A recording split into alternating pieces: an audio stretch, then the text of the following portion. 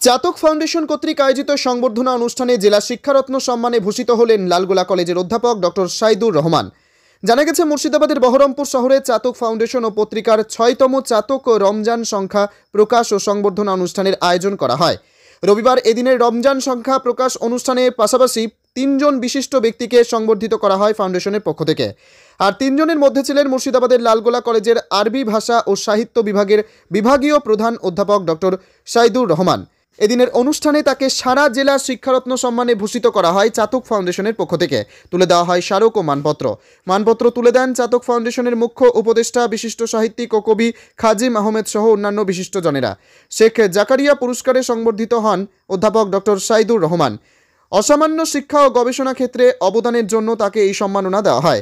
অধ্যাপক রহমান বললেন, এই সম্মাননা আমাকে আরও দায়িত্বশীল করে তুলবে এবং আমি আমার শিক্ষার্থীদের কল্যাণে আরও মনোনিবেশ করব নিজেকে। আসিফ রানীর রিপোর্ট, মুর্শিদাবাদ গ্লোবাল টাইমস।